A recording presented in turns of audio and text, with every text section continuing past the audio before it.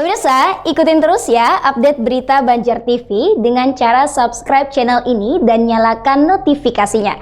Oh ya, like juga video-videonya, comment and share. Terima kasih.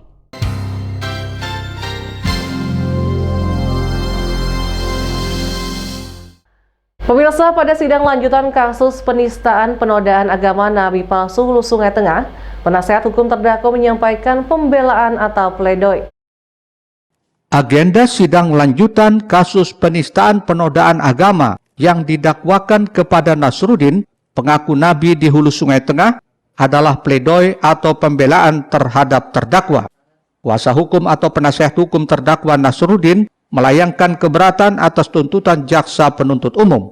Menurut pihak penasihat hukum Nasruddin, terdakwa tidak bisa dijatuhi pidana seperti tuntutan jaksa, yaitu hukuman 3 tahun penjara karena melakukan tindak pidana atau melanggar pasal 156 huruf A.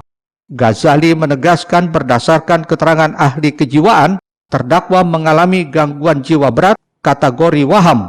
Atas dasar itu, perbuatan terdakwa tidak bisa dimintakan pertanggungjawaban secara pidana mengacu pada pasal 44 KUHP. Jadi ini kena sesuai keterangan ahli jiwa yang bersangkutan terdakwa mengalami gangguan jiwa berat, maka perbuatannya itu tidak dapat dipertanggungjawabkan. Artinya yang bersangkutan tidak bisa dipidana. Tadi kami di pembelaan bahwa terdakwa ini harus direhabilitasi di rumah sakit jiwa, entah di Sambanglihom, yang baik itu di Sambanglihom karena fasilitasnya lengkap. Mungkin itu anunya.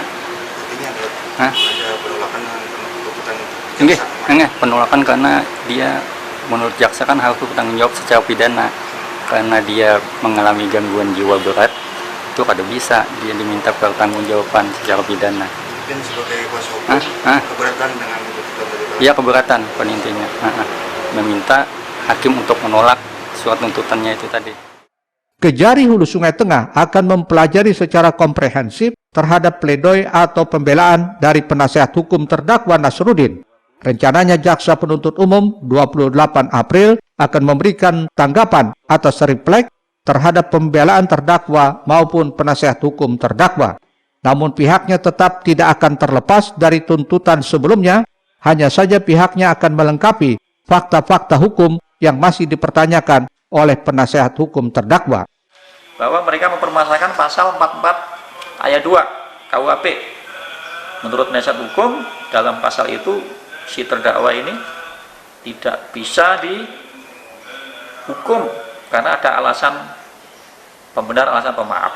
Namun demikian harus kita jawab secara lengkap bahwa ahli sudah kita ajukan dari dokter jiwa, bahwa apa yang ada pada di terdakwa itu menurut ahli adalah tidak memenuhi unsur pasal 44 ayat 1 maupun ayat 2 KUHP.